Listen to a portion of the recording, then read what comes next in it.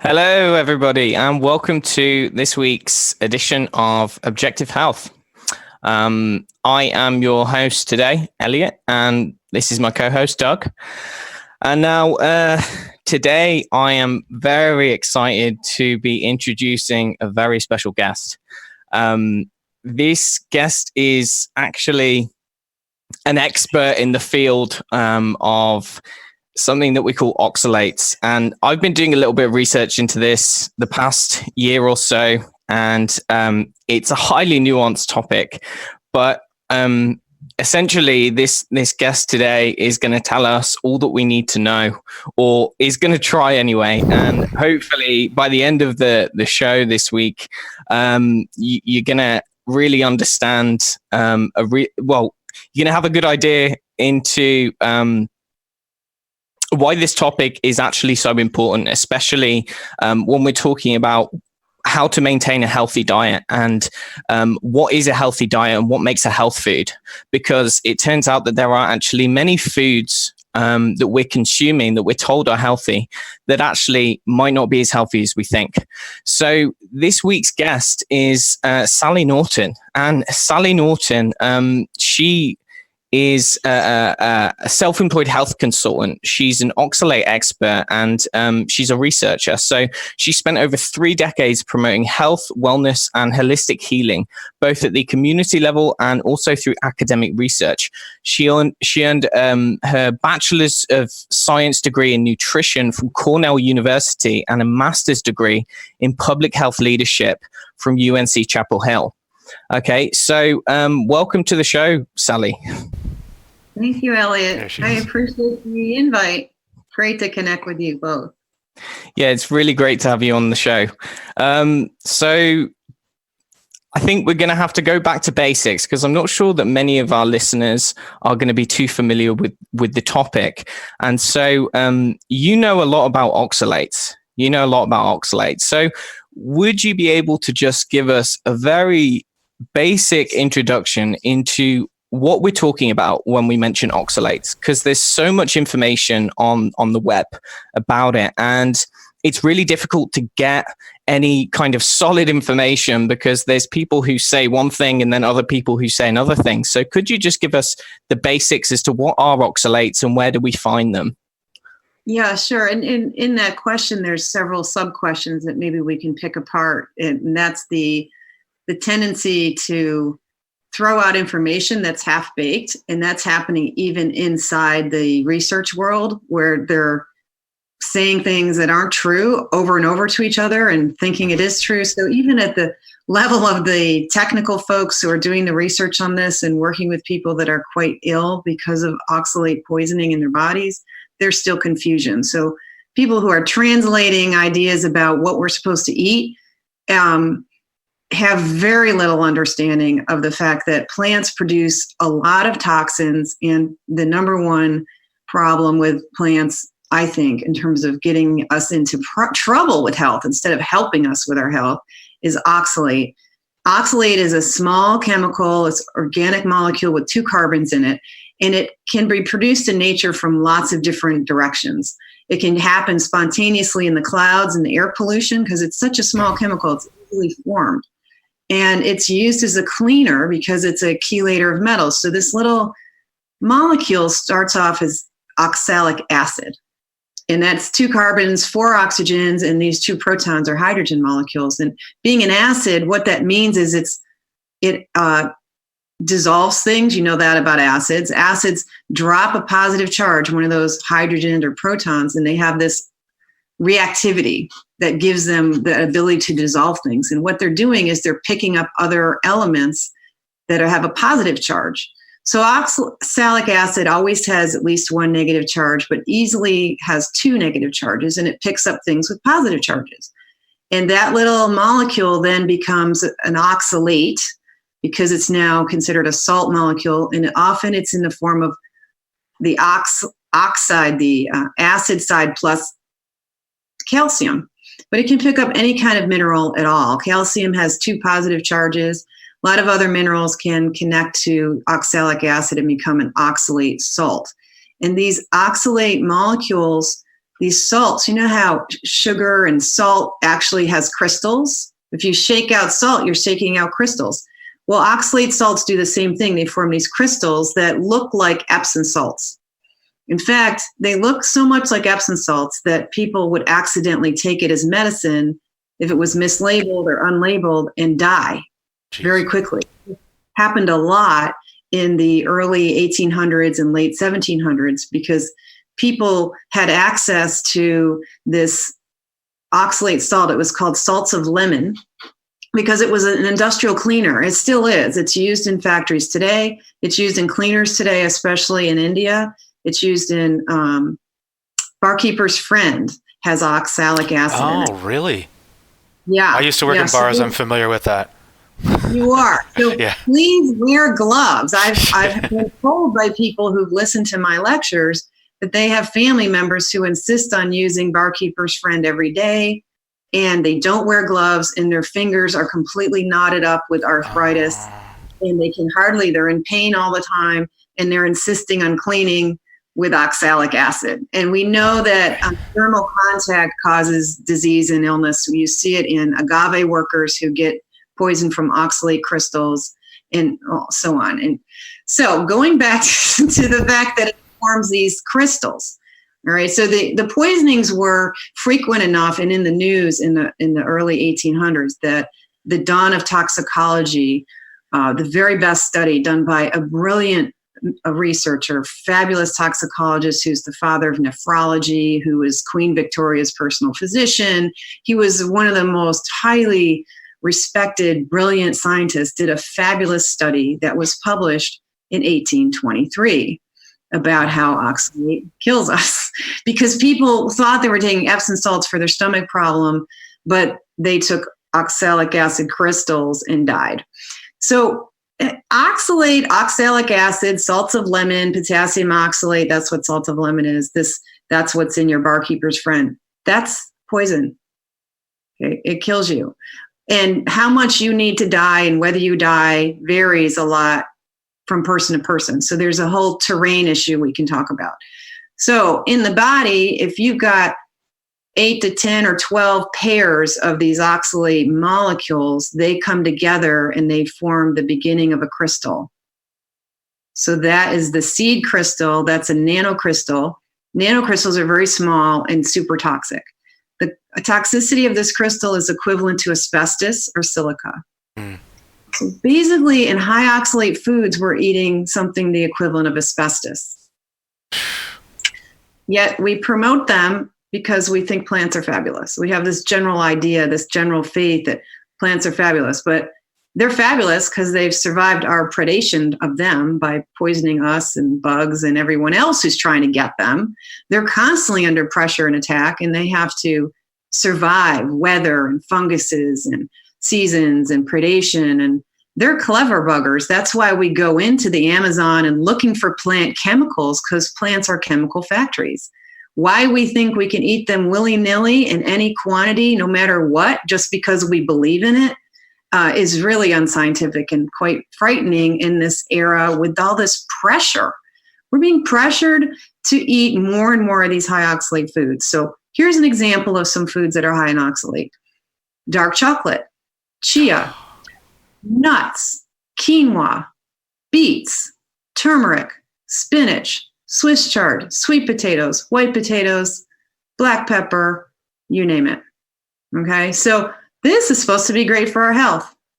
And, they're all available everywhere in any grocery store. You can even get high oxalate foods at the checkout at the home improvement store. There's Reese's Cups, there's peanut M&Ms. These are very high oxalate garbage foods. Peanuts themselves, you can just become addicted to peanut butter and be overdoing it. And you're doing it day in and day out, and it's year-round exposure. You don't ever have a season where you stop eating chocolate, peanuts, potatoes, and so on. And then you're trying to get healthy from your potato habit, and you add in a spinach smoothie to fix everything, and you're making everything worse. Yeah. So is that kind of the intro about oxalates? Is that explaining it a bit? Definitely. Yeah, totally. So, but it's fascinating because the list of foods that you just said are the foods which are typically, I mean, as you just mentioned, they're typically seen as health foods. Mm-hmm. And people think that when they are, I mean, particularly for our listeners, because many of them may have been on ketogenic diets or familiar with kind of low carbohydrate nutrition. And many of the foods that you just said are relatively low in carbohydrate. So we have those greens, we have, the spinach and the nuts and whatnot. And so people think that, okay, so they're giving up these starchy grains and things, and they think that it's a healthy alternative to actually replace those with things like nut flours. But what you're saying is the same mistake. I figured out after 8 years of being a vegan, which followed 8 years of being a vegetarian, I was quite sick trying to get through graduate school. And my body was finally able to get through to me that I should stop eating wheat and beans. So I switched to sweet potatoes. So I stopped getting some of the wheat and bean symptoms I was getting, but my arthritis and other symptoms and fatigue were not getting better. And I've started to get more muscle pains at night and it became harder to sleep. And I started getting, of course, at the end of this vegan years, I had all these wrinkles. I looked horrible. I don't have any wrinkles now, but that was a long time ago. That was 20 something years ago, about 21 years ago when I stopped being vegan. And I didn't fully recover from the damage of that diet because I didn't realize that all these sweet potatoes that replaced all that starch were doing me in. And then as things continued to decay in my health, I added, more Swiss chard is the answer. I've been growing Swiss chard since I was 9 years old and always loved vegetables and greens. And I love to put a plate out with 3 vegetables plus a salad with a meat in the middle. I thought that was great eating, great living, high living, good nutrition, and love home cooking, and worked hard at being healthy and having variety of my diet. And my health continued to degenerate and degenerate and degenerate. Well, it's kind of crazy because the vegetable thing is really it's kind of the standard across all dietary recommendations. The vegans, the vegetarians, even standard American diet, like the food pyramid, they're telling you to eat your greens, 5 servings of vegetables a day. And then you've even got the keto guys, and they're still saying, even though, yes, there's meat and fat, and don't be afraid of that, but also pile on all these veggies as well. So it's kind of it doesn't really matter where you turn. Those are the things that are being recommended. Yeah, I would say that actually when I went ketogenic, I was eating more of these high oxalate foods than I was beforehand. Yeah. And I thought that was a healthy thing to do. I was following the recommendations of some of the advocates who are recommending 10 or 12 portions of, greens and spinach and whatnot with your meals, with every single meal. When you think of it like this, now this is potentially going to be a fairly new concept for many of the listeners as well. The idea that plants actually have these inbuilt defense mechanisms. But when you think about it logically, just like animals can run away, plants have to essentially survive. Yeah. Fight and back. They want to survive. So it's interesting how they do it on all of these levels. But when we're talking about, okay, so plants are producing this toxin, but how is it getting into the human body? How are we becoming exposed to it? Okay, so this is important to understand. There's a lot of misunderstandings around this and a lot of dismissals about it and just hand waving oh, well, even science used to think oxalates just went straight through you to the toilet, as if that in itself was okay. In fact, if that's all it did, it would still be terrible because you're eating crystals and ions that cause physical damage and cause inflammation and oxidative stress. So your intestinal tract is just one cell layer thick. Now it's got some mucus and bacteria and things that help to protect it, but you are exposing your entire digestive tract lining, which is your barrier between these toxins and you, to crystals and ions of oxalate that are damaging the gut.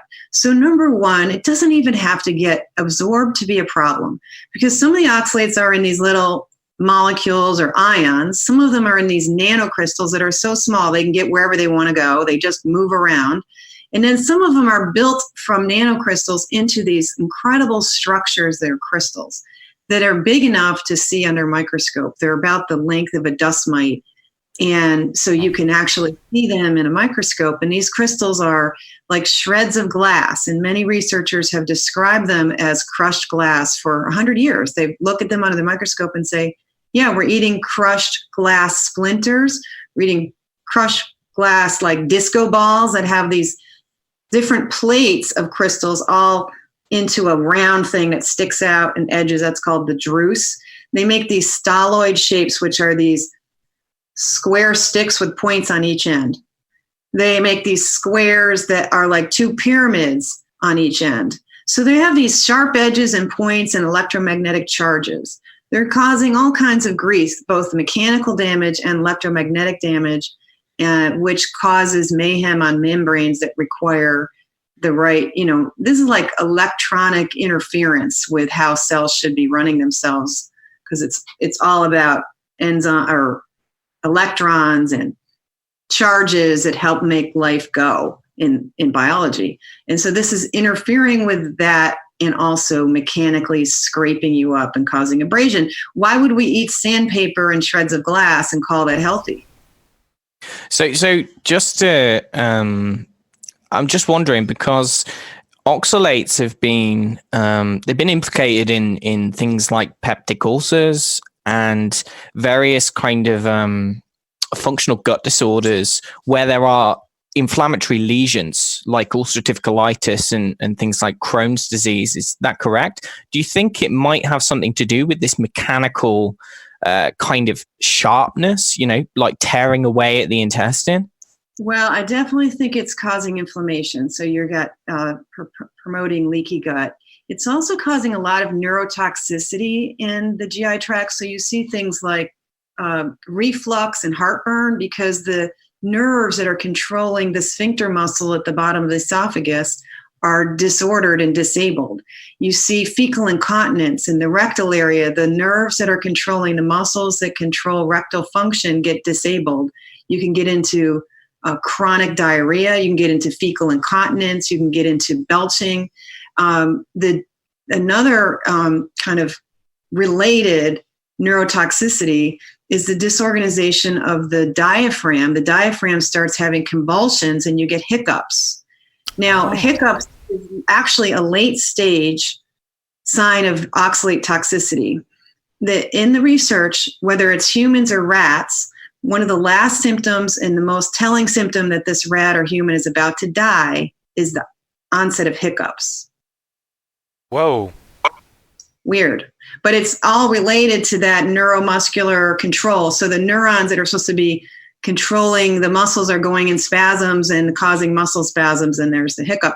And personal note, when I was eating plates of Swiss chard and sweet potatoes for dinner, at bedtime, I would have all kinds of problems with belching and hiccups.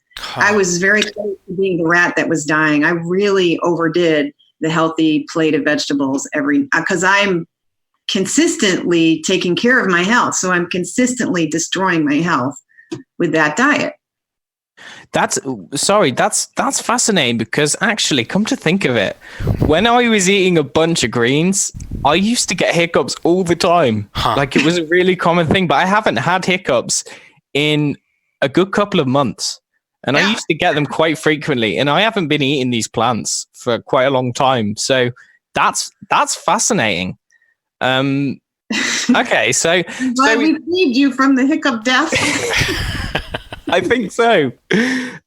Okay, so it's causing like a neurological dysfunction, like locally in the gut. But okay, so aside from the gut, because it can get into the body. When it gets into the body, it can go over. Question, right? Like, so, all right, you've already mechanically messed up your gut. Now your gut is especially good at absorbing it. You're going to absorb at least 5% of what you eat.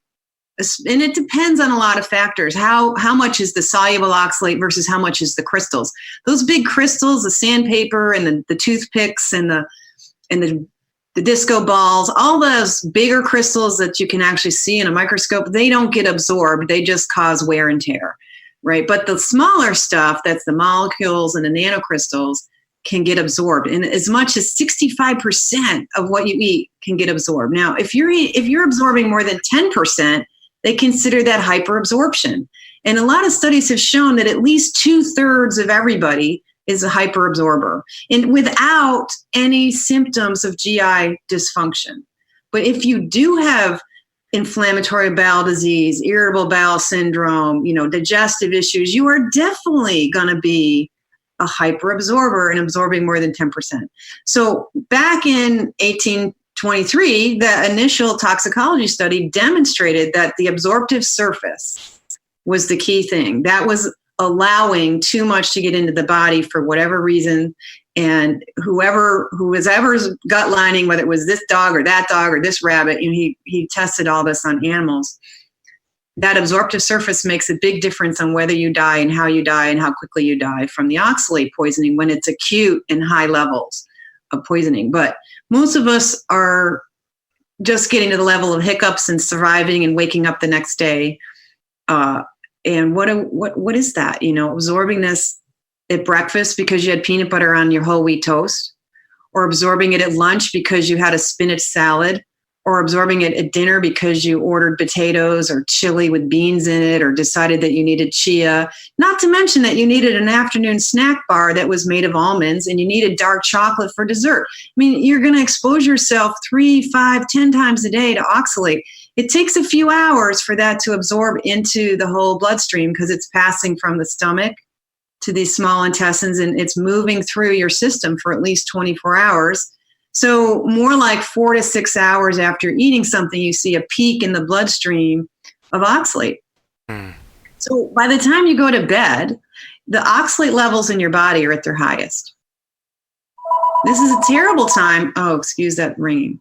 This is a terrible time to be high in oxalate because sleep is how your body maintains.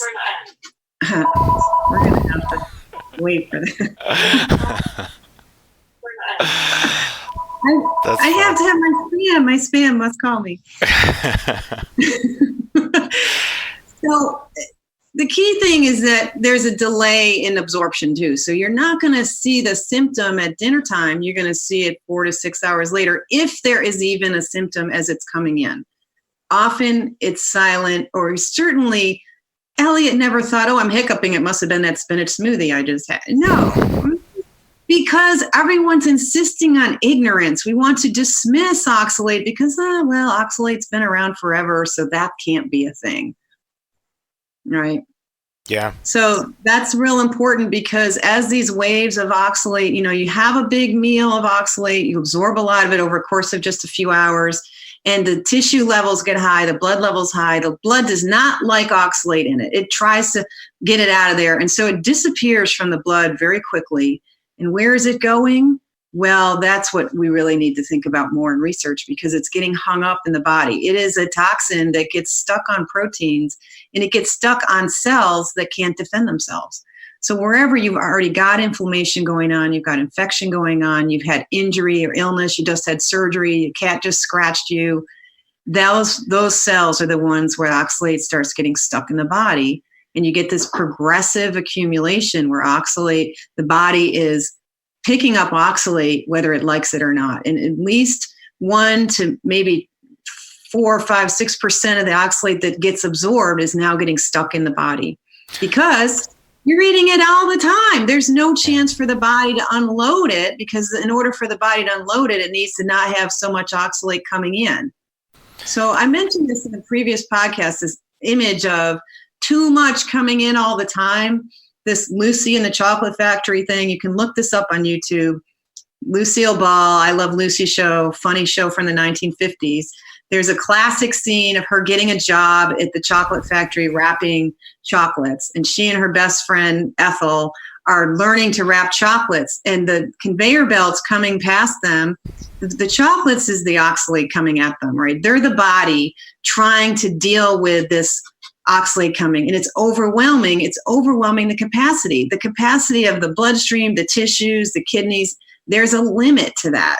And somehow these people who are dismissing, smoothies are fine, high oxalate diet is fine, are dismissing the fact there's a finite capacity to our physiology to take on toxins. It's doing the best it can, but this constant incoming stream puts the body in defensive mode. So it has this way of kind of holding them. It's sort of a catch it. I'll catch it and I'll hold it here and I'll wait for a moment when I can release it again. So what Lucy and Ethel do with the overwhelm is they start putting the chocolates in their shirts, under their hat, in their mouths. Like they get desperate. Like we got to stash this stuff so they don't know in the packing room that we're not keeping up. So the packing room might be the kidneys or the urine, and you don't see the problem in the packing room because inside the body, we're busy stashing it away. So the body's stashing it away and holding on to it, hoping for the moment when there's a time when it can get rid of it. It doesn't want it there. It's doing that to keep you from having a heart attack or having kidney failure. So is this one of the reasons why, standard urinary oxalic acid testing or something is flawed in many ways, because some people just simply won't show high levels, even if they do have high levels? Yes, very much so. I was one of those people. I had an organic acid test in 2009 and my urine looked fine. I had no oxalate problems whatsoever.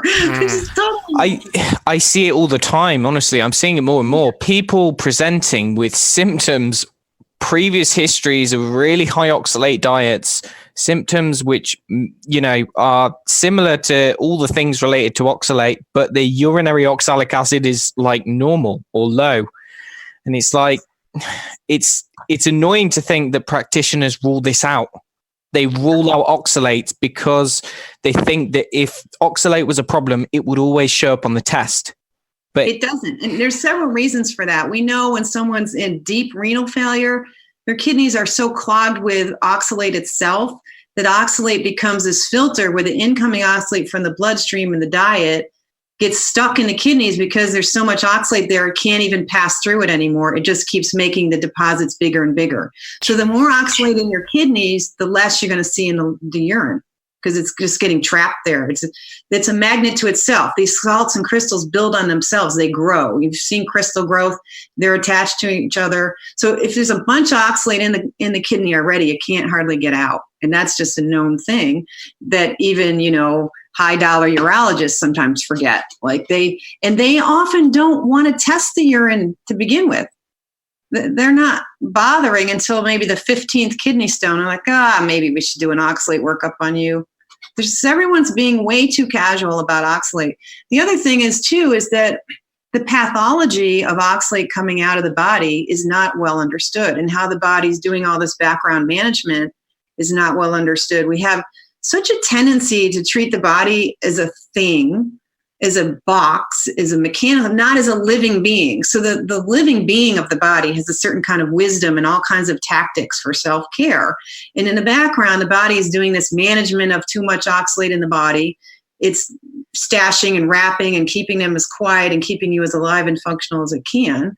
But we're ignoring the fact that it seems to come out in funny spikes. And this was well established, but not well documented in research by a guy named Clive Solomons, who tested nearly 4,000 women's urine. And what he saw, and he was testing women with crotch pain, basically vulva pain, vaginal pain, all the pelvic issues that are very awful and disabling. And he compared that with normal people without these problems. And what he saw was every woman he tested, because his clever insight was to test every urine void of the day for multiple days. So he would get at least 3 days of pictures from these women, not necessarily consecutive days, but he would collect each void separately. Now, this is careful research. That's a lot of tests. That's a lot of expense, right? Nobody bothers with that. So what he found was each woman had at least one spike, but usually commonly 2 spikes out of maybe 8 voids a day. So if you take the void for your test, that's not one of the spike times, it looks fine. Or if you take a 24-hour urine, it may be a little on the high side, but it's not unusual, no big deal. You don't see that pathologic spike. So there's a lot going on there, circadian wise, and maybe just because of meal patterns of the way the body's, we haven't studied this enough to explain it. The problem is that researchers want to stay with the 24-hour urine chemistry. And right there, they already don't want to use the tools they need to even evaluate what's going on. So the level of ignorance, even in the level of the high-dollar research guys, is sad because it's promoting this kind of casual attitude about this. I think another, like, it seems like like from a mainstream medical perspective, the when people think of oxalates, all they really think about are kidney stones. But from what you were describing, it sounds like there's a multitude of different places where oxalates actually could be interfering. Right. So we're starting with the gut, right? And then where does it go next? The part that gets absorbed.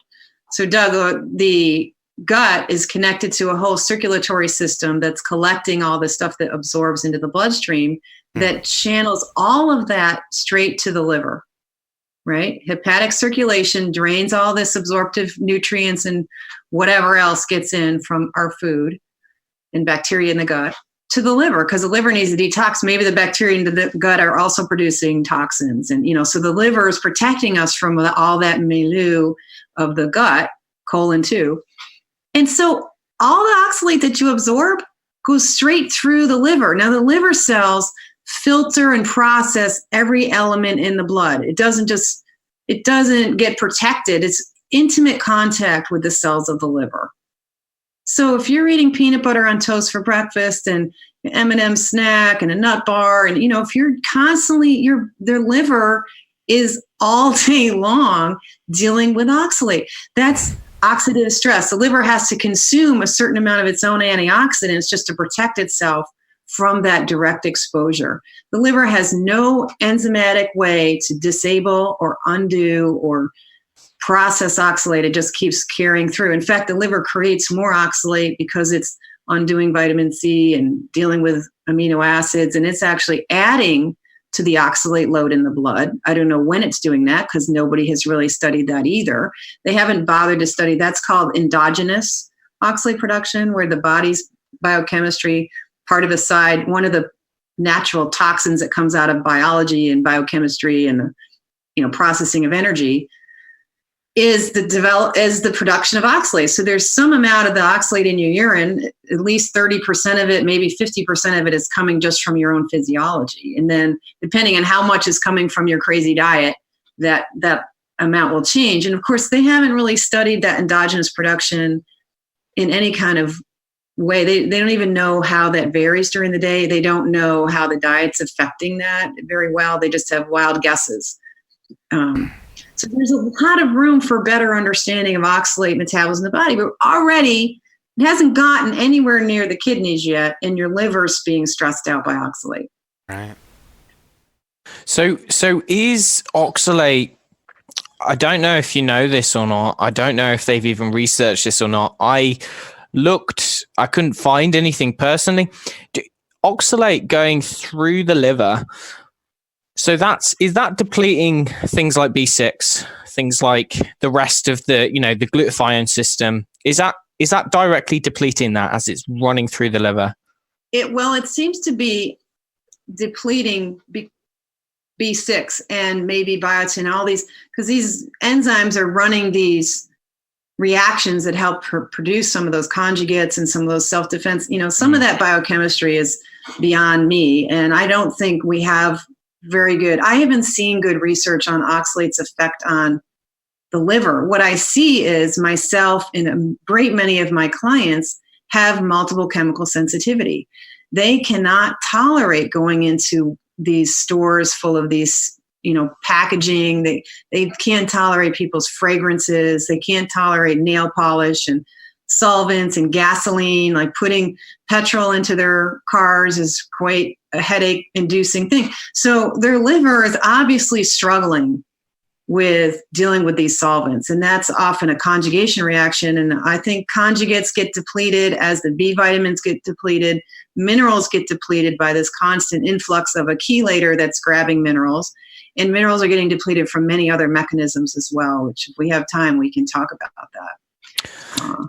Yeah. Have you found that people who are, I'm not sure whether you test things like plasma B6 or anything, but have you found that people who have these oxalate problems also come up low on any of the specific B vitamins? Like, have you seen any patterns there? Well, I am not a big tester type and clinical type. I don't pretend to be a doctor in a clinic. I'm a nutrition educator, and don't play doctor. I think we don't understand the physiology of this. We don't understand the biology of this enough. It's simple enough to go back to the logic that we could do 200 years ago. You can experiment with a low oxalate diet with the proper guidance, get toward that safely, and you can start putting it together. Most of my clients are in no doubt whatsoever once they figure it out and learn to observe what's going on, that oxalates are causing them a problem. And we know that anyone who's overdone oxalate is going to be depleted in minerals and B vitamins. And mineral depletion is a huge problem and makes the whole recovery process difficult and is contributing to things like fibromyalgia and a lot of these pain syndromes. And there's a long tail after you reduce the oxalate that's coming in through your stomach and coming in through that way. Now you've got all this stuff stuffed in your body that the body's been dealing with, and it doesn't want it. It's just going to take it out. And it's going to take it out as best it can, as fast as it can. But if it's too fast, you could be more toxic with oxalate on a low oxalate diet than you were in the defensive mode, because you've completely shifted your metabolism from one of defense, like sucking it in, holding on to it, to one of like, ugh. And if it's just puking out oxalate all at once, you can wreck your kidneys and feel quite miserable. So switching on and off oxalates is a tricky business, but I don't pretend that I can read a blood test and know everything about you. And it's sort of disturbing that we think the plasma tells all, because it can't. For example, potassium doesn't hang out in the plasma. It needs to be in your muscle cells. It needs to be in your heart cells. I cannot really tell you how your muscle cells are doing with potassium, but I know if you've been high oxalate, they need potassium, and so does your heart muscle. And it takes a long time to get all these minerals back where they need to be. It's a whole country dance, kind of getting it in, the right minerals in at the right times and getting that back up to where it should be.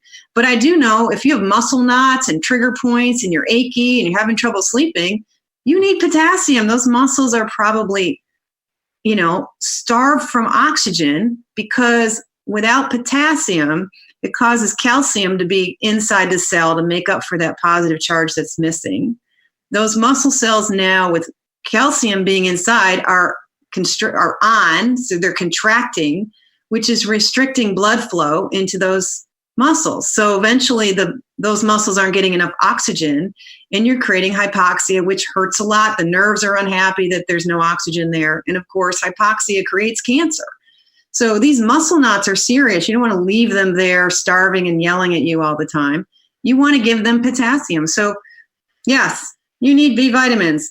Meat and animal foods have a lot of B vitamins that are bioavailable. If you quit making vegetables the star of the show and eat more meat, you can just naturally start correcting that. The minerals, we need to push more with supplements, but I don't play around with blood tests. I don't really think that we know enough about genome tests. We don't know enough about the microbiome. We don't know enough about what's really happening biochemically in the cells that matter. Plasma is not you. There's more to you than that. And so I think you're asking people to waste a lot of money. And people like me who are sick for decades and decades and decades, we have spent tens of thousands of dollars on supplements and tests and paying doctors and experts and homeopaths and acupuncturists and herbalists and massage therapists and you name it, and nobody can help. And one of my chiropractors, when he said to me, finally, he says, "I can't help you anymore, Sally." He had tears in his eyes. He didn't want to be wasting my time and money either, but I wasted a ton of time and money by worrying too much about the experts with their tests and their supplements, when all I needed to do is look back at my own field of nutrition and realize, oh my gosh, I've been completely ignorant about something that should be part of the curriculum. Yeah, that makes perfect sense. It's easy to be influenced by, there's so many fancy tests, there's so many, this, that, and that, and it's easy to fall into the idea, I guess, reductionist kind of viewpoints of the human body. And it's important to take a step back. I find, especially for me anyway, I need to periodically do it and pull myself back and say, I'm a human being, I'm not a machine, Right. Especially for those, especially anyone in the medical community or in, science fields and things, it's easy to become kind of reductionistic, but it's fantastic that, you know, you found that in your personal experience working with so many people that actually just listening to their symptoms and using your knowledge that actually, you know, people don't need to spend all of this money. They can just kind of regain their health by, I guess, trying to eat a diet that is more compatible with human physiology, let's say. Because ultimately it seems that diet is the kingpin. And the problem is, I think we're up against so much now, especially with the rise of veganism and then the rise of keto, but you've got things like plant-based keto.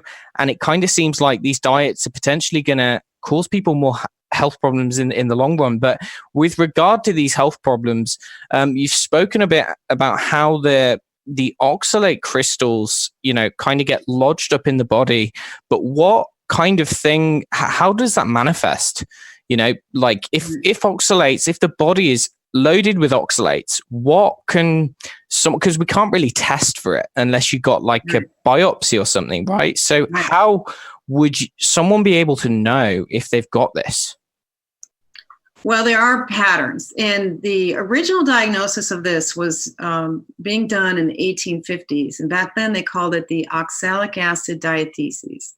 And their way of diagnosing it was that there was a existing GI problem, like everybody had some kind of stomach problem or intestinal complaint that also had along with it either a rheumatological problem, that's pain, joint and muscle pain, or a neurological problem like bad sleep, bad mood, dropping things a lot, this spasm of the muscles, the hiccups, that's all neuromuscular. So the neuromuscular along with that's how the other piece that made them know it was oxalates was there was a dietary component.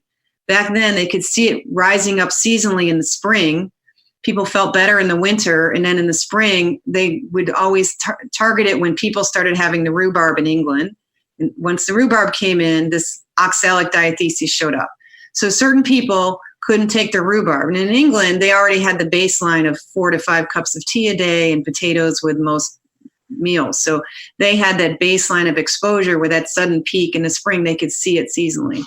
So nowadays, you don't get to see that seasonal thing because we tend to be eating these foods. You know, most people have some high-oxalate food they like, even if it's just buckwheat cereal for breakfast every day. That's enough. That's very high in oxalate.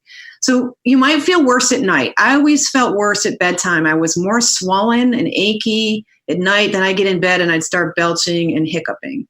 You feel a little better in the morning. You wake up and go, oh gosh, I feel better because your levels are lower. You might see these symptoms that flare up and for no reason, and then they kind of get better. And so they come and go. So you see that variability. You also see the fact that the symptoms can like jump around. Some days it's your left hand, other days it's your right foot. And so it varies with the body parts. It can travel around. The sleep is often affected. Skin issues, you might have thin skin or rashes or tender skin.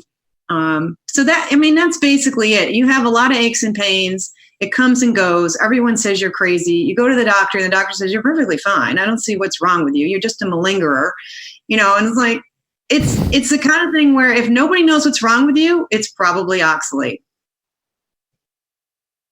Does that help? Yeah. That actually, it reminds me, and I don't know if there's a connection or not, but that reminds me of what people with like fibromyalgia and chronic fatigue syndrome and stuff like that would say, that they would be going to the doctor and they'd be saying there's absolutely nothing wrong with you when there's. So I don't know if there's an oxalate connection there or not, but yeah. I totally believe that at least a third of everyone with fibromyalgia is just toxic with oxalate, and maybe it's all of them. But clearly a huge percentage of what we call fibromyalgia, that is oxalate poisoning. Wow.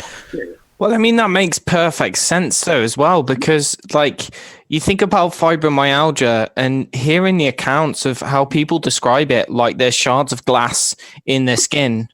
And then you go and look at the structure of oxalate. It's like, there you go. Yeah, it is shards of glass.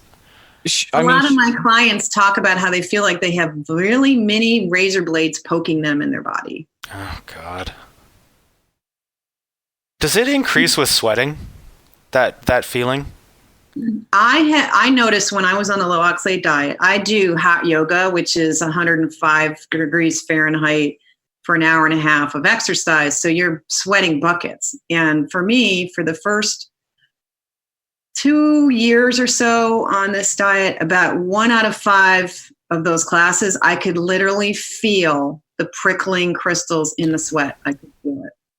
That's very familiar to me. Yeah. Interesting.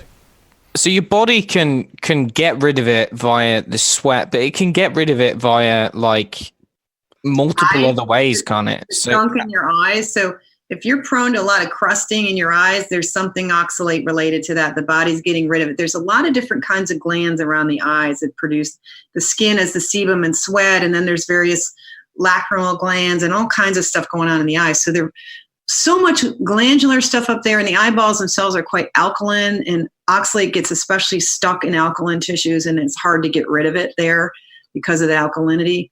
But you'll see like extra crust in the eyes, or you might end up when you're starting to detox it with eye styes and issues in the eyes. The saliva, you'll get people with oxalate problems tend to have a lot of tartar on their teeth. When you go on the diet, the tartar goes away, but then it comes back again because as it's coming out of the saliva glands and out of the mouth area, you get the tartar as a sign that, okay, body's clearing up oxalates. The tooth and facial area is very prone to oxalate accumulation. There's a lot of calcium here. Now, calcium and oxalates are magnets for each other. The calcium really goes for that oxalate and is this magnet. And the oxalate in the body gradually moves towards bone and teeth. So you're going to get oxalate in the face because there's a lot of sinus bones, thin layers of calcium, basically, and other minerals surrounded by a lot of mucous membranes, a lot of vascular flow in the teeth. So you're going to see people with, if you have tooth sensitivity, that's another symptom both of the poisoning, and the tooth sensitivity will come back as those tissues try to break up those bigger crystals. So the body's storing in their jaw and sinuses these crystals, and how it does it and keeps you from having too many symptoms. Although if you have a lot of sinus infections, chances are you've got oxalate going on there. And when it starts breaking up these bigger crystals that are quiet because the body wraps them in dead white blood cells, now it's got to take some big, quiet, wrapped, insulated crystal and bust it down into nanocrystals and ions for it to move out.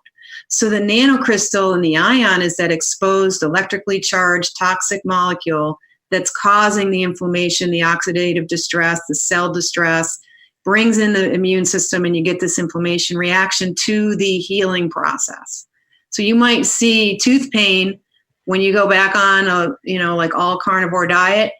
All kinds of stuff could flare up, and that's the body actually cleaning out and healing.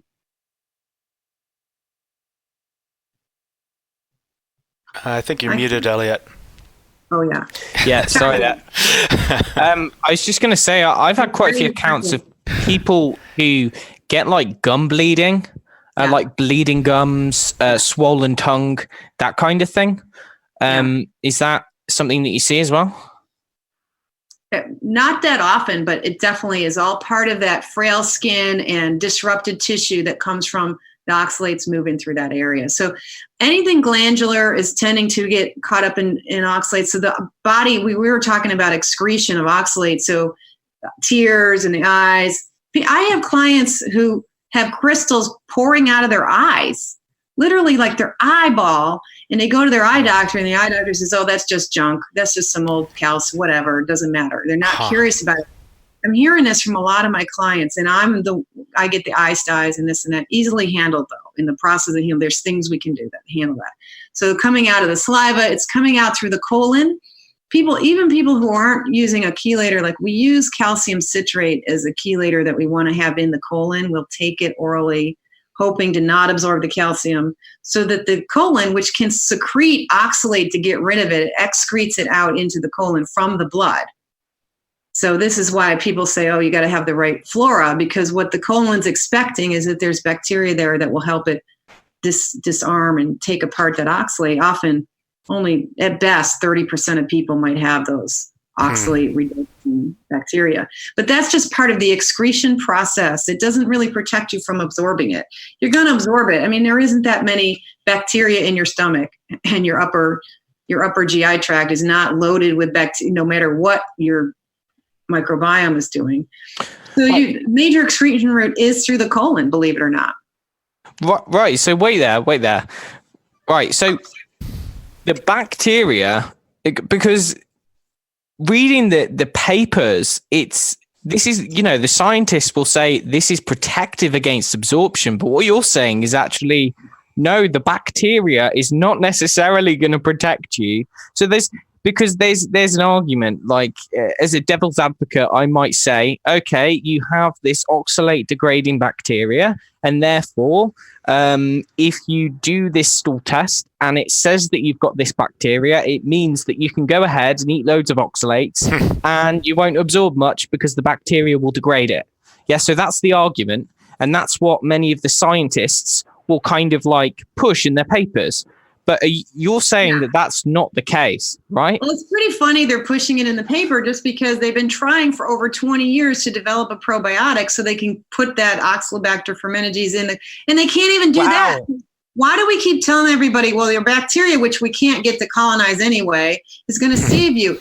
Saving you in that stage of excretion, definitely. If the colon can it's flowing into your hepatic circulation, it's possible that even before it gets to the liver, maybe there's a way for the colon mucosa to grab that and excrete it out and kick it out. So it's a revolving door process. It's getting in, but you're kicking it out.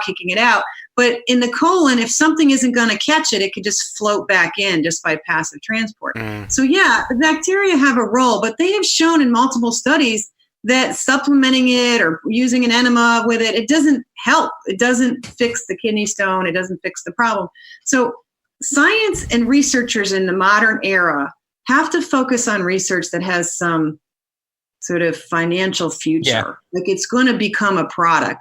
Science used to be about science, and now it's about developing solutions to problems we don't even understand. Like until we understand the physiology of oxalate, how do we know that the bacteria is really the magic solution? Most of our magic solutions from the last 50 or 75 years have fallen on their faces. Yeah. So, that's just one more distraction from, hello, there is a limited capacity for the body to process oxalate. How much ground glass do you really want to eat anyway? Yeah. It's really simple. It's simple. Yeah. That makes so much sense. Wow. Okay. I think there's a certain level of cognitive dissonance there too, because we've been told for so long that vegetables are so good for us. So it's like they don't want to say anything bad about the vegetables because, that's just going to upend everything. And you couldn't survive on just meat. It's impossible. No, meat is killing you. Vegetables are saving you. And it's not PC to say anything bad about oxalate or, about vegetables. People are deeply defending spinach. What is it about spinach? Are you in its will or something? Is it going to leave you money? You don't want to offend spinach because something bad's going to happen to you. There's all this social conformity and nonsense going on, even at the level of PhDs with tenure. Even they are not picking up on actual science. And it's cultural. So much of what human beings do and want to believe is culture. The way you get treated in a medical office is all about culture. If it wasn't, a doctor would say, wow, crystals out of your eyeballs. I wonder what that is. And they would go, scientifically, they'd have some curiosity. This woman says her eyes are bothering her. This stuff is happening. She's got crystals in her eyes. I wonder if I could send it to a pathologist and find out what is in her eyes. Maybe that has something to do with her complaint. No, because culturally, that's just junk. That's just calcium. Everyone has calcium and junk, so forget it. It's cultural practices that says, we're going to take your blood pressure, which comes from convenience. It's the low apple on the tree. Blood pressure is cheap and easy to measure, and so we know how to treat it. We know how to talk about it, so we'll focus on that. We've decided heart disease and cancer are the two diseases that matter. So we have a whole public health infrastructure for colonoscopies and cancer tests for early detection, which have nothing to do with prevention and real health promotion. And so we've built these big structures which ultimately make money, but it's not necessarily science. And everyone thinks, well, he's a doctor, he knows everything, and Sally's nobody. And so she must be wrong. And so the culture is really blinding us to things. And I think my personal theory about why we love vegetables so much comes from America's experience of World War and England. England and America were in big trouble in World War I. The Brits were getting bombed to smithereens. The mommies in World War I were putting their baby boys and girls on boats and saying goodbye forever so they wouldn't die. I mean, it was devastating. World War I was horrible, and food shortages were very real. It was hard to keep developing these perishable products of fresh milk and fresh eggs and fresh meat. And so people were desperate to eat. And they told them during World War I in England, go ahead and eat your rhubarb leaves because you're desperate for something to eat. And people started dying and getting really sick on it. And they said, wait, ooh, no, that's too much oxalate. Rhubarb leaves are not good. Stop that. But in America, it was the Victory Garden. The Victory Garden saved the war. Women at home who were fearing that their husbands and boyfriends would never come home again, and many did not, knew that if they could just grow enough food and keep things going in America, that we'd pull through it. And the Victory Garden made the vegetable the hero. And it's from trauma. I think we've been traumatized into thinking we can rely on vegetables when we're starving. And that's exactly what the Alaskans used to call vegetables, is starvation foods. When you're starving and desperate, vegetables will save you. So therefore, vegetables are wonderful. And I really think at some cultural level, that's some of the seeds of this fantasy about vegetables are saving us. Sally theory. Yeah, I think it's a good theory because, I mean, clearly, if you look at past generations, they were not eating tons and tons and tons of vegetables in general. It's like that seems to be a more recent phenomenon. So I think it's a good theory. And if you look cross-culturally, I mean, vegetables are not like the thing on the plate. If you travel world round, you'll see that's just not really a thing. But England and the US and some countries like that have really gotten into the vegetable hero thing, and we're leading the culture of the world. I mean, everyone's been following California for the last 60 years. Mm-hmm. In California, with its big vegetable growing power, that's what brought its economy up to this awesome thing that it is the fertile valley that produces all this fresh fruit. And fresh fruit and vegetables represent affluence. If you can, this is what the kings did. All the great portraits, the royal portraits of things that are beautiful, is a giant bowl of fruit and vegetables and a table laden with grapes and pears and things. Yeah. This is what the royalty did. Of course, the royalty had gout, like poor Queen Anne. She was the generation that just started with tea, and and hot cocoa was a new thing that the French royalty and the English royalty were into at that time. And they all had gout. And when I was in school, and the vegetarians blamed the high meat, affluent diet of the royalty on their gout, but it was probably their sweet tooth for hot chocolate and their love of tea, which is very expensive. And with the caffeine, both of those are quite addictive. Mm-hmm. So the wealthy people would get gout. Gout is an oxalate-related problem from their tea and hot sweet cocoa habit. Yeah. Follow the rich and get sick and tired and gouty. It's I don't know if you've encountered this, because I'm sure I don't know. I assume that people who come to you, Sally, are already kind of familiar with your work, your ideas and things like that. I found that, the dogma really runs deep in terms of, like what you were saying about vegetables before, this idea that we should be eating vegetables in multiple portions on a daily basis all year round. But really, like, I can understand it, because the way that I was trained, I was taught that was the thing to do, that, that was healthy. But actually, I found that really when you try to put it into context and approach it as if you were like a 2-year-old or a 3-year-old toddler, and go out in January in the Northern Hemisphere. Like, I'm not sure how it is where you live, Sally, but I live in the UK. And so what I often say to people these days is actually, you know, in January, if you were to go for a walk out in the woods, how many vegetables would you find out in the wild? How many fruits do you find out in the wild? So why do you think that it's acceptable, or that it's adaptable, or that it's suitable for a human body to be able to have access to these exotic fruits and things 24/7, you know, all year round? It doesn't seem as though, well, it's not something that would naturally occur. Yeah, unless you're living at the equator. But my question to you is that if someone was living at the equator, they do have access to these things all year round. Do you think that the human body's capacity to deal with something like oxalate, or, well, with oxalate specifically, do you think the human body's capacity to deal with that differs based on things like ethnicity and environment? So someone living at the equator, where they do have many of these things kind of available all of the time, do you think that they have a better ability to break it down and stuff? No one has done that research, but think about the foods available at the equator. It's like mangoes and coconut and pineapple. Those are all low oxalate foods. And Weston Price's research demonstrated that those folks highly prized the liver of the shark and did a tremendous amount of fishing. It was basically seafood that most of the tropical folks were living on, or some form of hunting. It was still not fruit-based diets. That's fruit is so yin, you know, it just doesn't really fill you and make you feel sturdy and like you want to go do something great, climb a tree. You know, nah.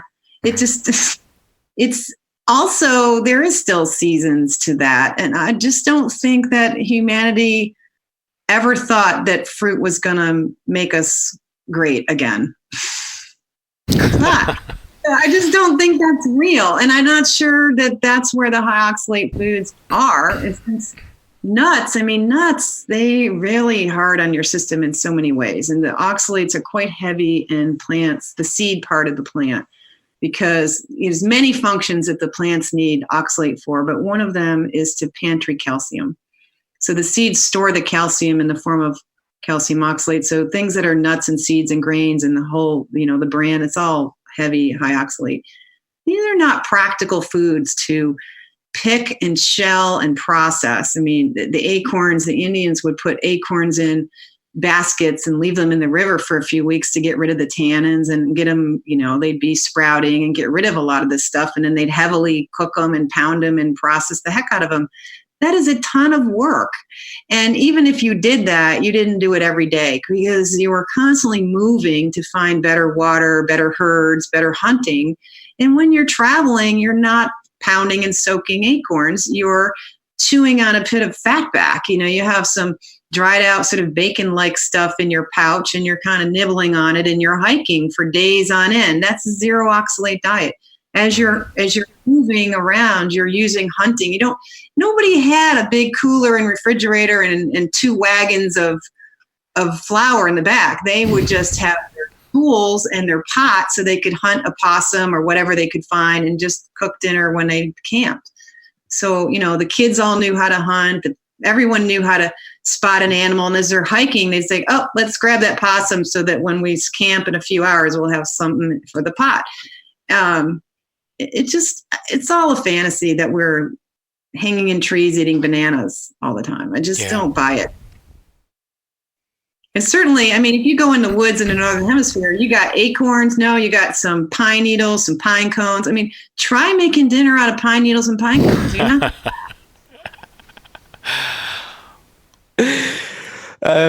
Yeah, so that clears that up. Thanks for that, Sally. makes perfect sense, though. You're a heretic for saying Elliot, you're thinking and looking outside of the culture. Like, if you set aside the culture and you just look at reality for a few minutes, it's very hard for people to do that. Our thinking is so shaped by culture. I mean, we're all wearing these rose-colored glasses. It never occurred to me that you could just live on meat alone until I met Amber O'Hearn. I'm like, really? That's a thing?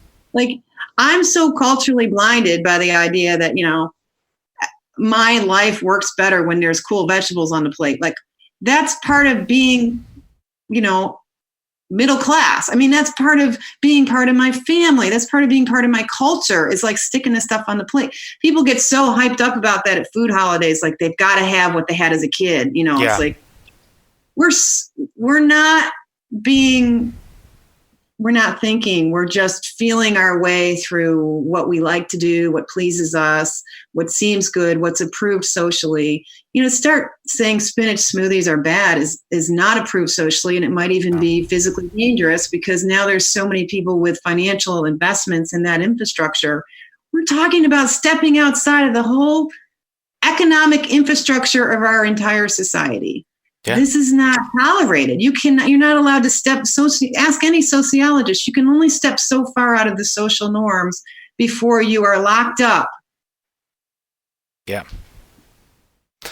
Well, one other, actually, I mean, because we were talking about fruits and vegetables, this one thing that I don't totally understand, but I've read a little bit about, and that is the idea that vitamin C actually will convert to oxalate, or something along those lines.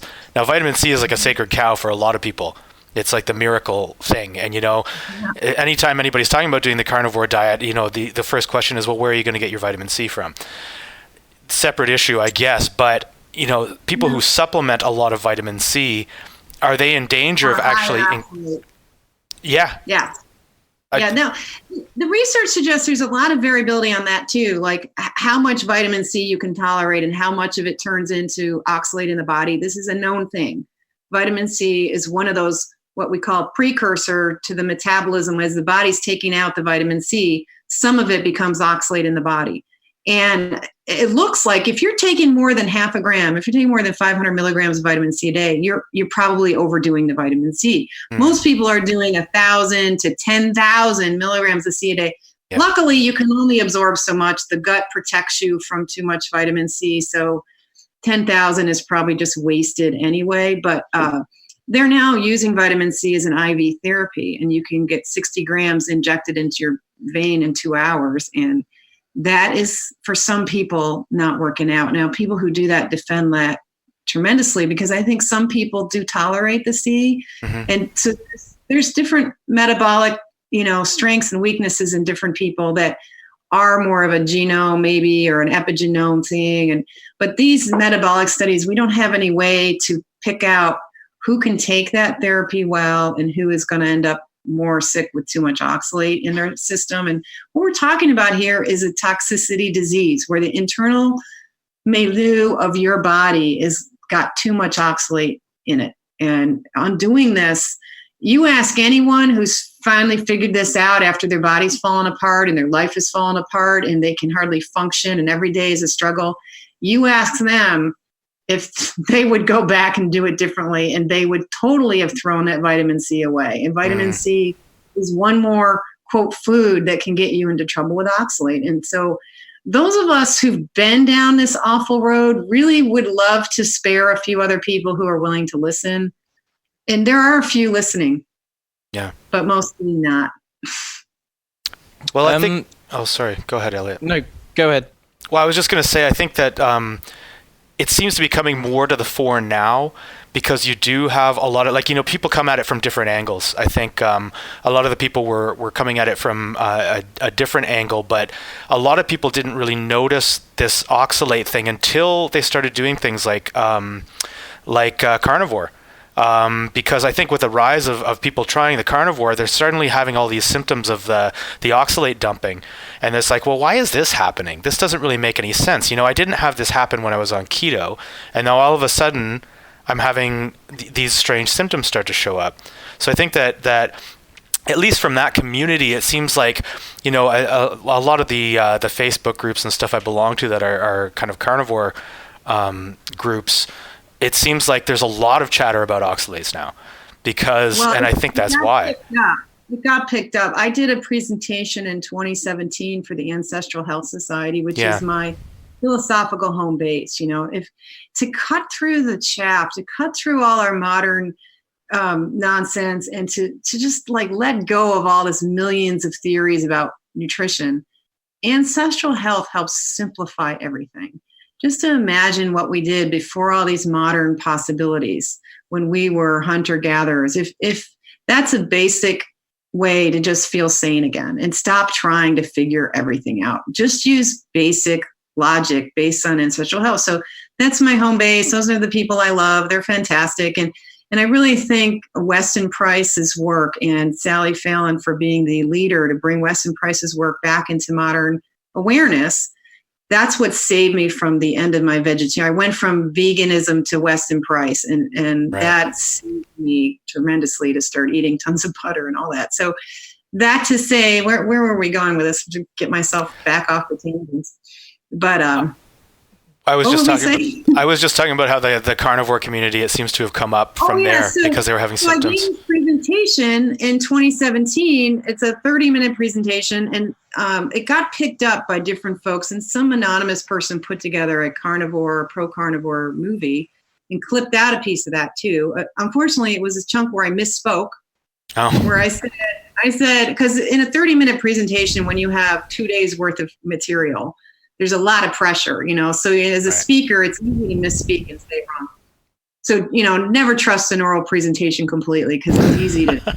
Well, I said 4% of what you eat when I meant 4% of what you absorb is what Susan Marengo found in her radioactive rat study. And there was another rat study, similar, slightly different technique, but also using radioactivity with a shorter duration of exposure done many years sooner than her study that showed this retention that once it gets in the blood, something like 4% is stuck all over the body. And she was able to establish that because of using radioactivity.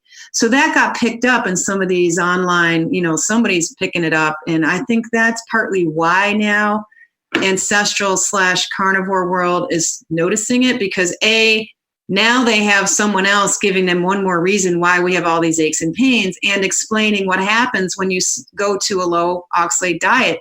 Now you're still full of oxalate and it's high in your system still, but now it's coming out instead of going in. So you've reversed that now it's going the other way.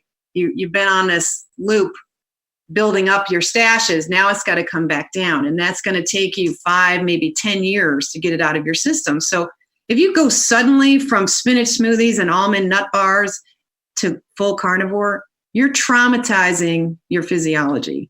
You're traumatizing that whole catch and release process where the body's in defensive mode. You're traumatizing your microbiome that's been eating all this fiber and all these things. That's changing. You're also asking your cells to suddenly burn ketones instead of sugar. That takes many months, I think, to get that material up.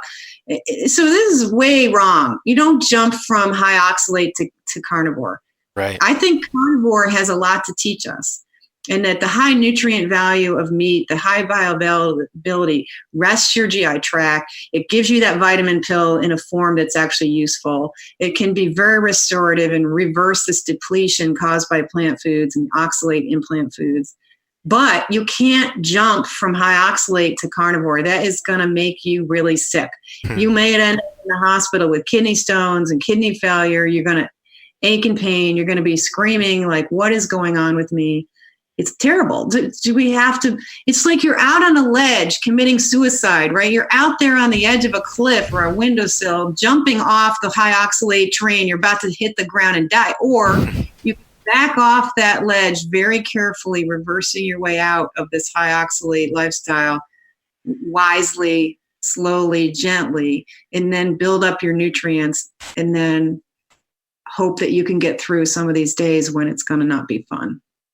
So does that involve like staying on like some level of oxalates, or maybe cycling oxalates or something like that? Well, it seems to. It depends on your constitution emotionally. Some people, once they recognize that their ultimate enemy that's made them disabled and miserable is oxalate, how can you bear to eat it anymore? So there's a whole tussle there, but people who are still really wanting to hang on to their dark chocolate and their cup of tea and their, tater tot or their peanut this or that, you can keep that stuff. Keep your sugar, keep some of that stuff, work your way down. And if you're down, you get down to like from 1,500 or 2,000 milligrams a day down to like 500, you're already lowering it enough. And you want to even get there gradually if you can, so Susan Owens' group says, 5%. I think that's a little too small a change because you're going to vary by 25% every day anyway. I mean, you're already varying it up and down all the time anyway. I think you could cut out, a high oxalate food, or at least cut it in half and dose for the first 5 to 10 days, and then keep picking a food that's high oxalate that you can live without. You probably don't need that buckwheat cereal. Right. Can that, get off of that. You live without it. And then the whole grains, you can live without that. And then the spinach, really, come on. Yeah. Wouldn't you rather have a stick of butter? Honestly, Nobody really likes that stuff. They're lying to themselves. Tastes horrible. You don't even need a blender. Like all these bullets you bought and spent money on, really, they're just selling you stuff and giving you one more chore to do. So think about those really high ones that you can live without and start slowly backing your way off from them. And some people, it takes a long time, but you're better. And it also will make it harder for you to see the symptoms. If you go suddenly to low oxalate, you will see it and you will be sick.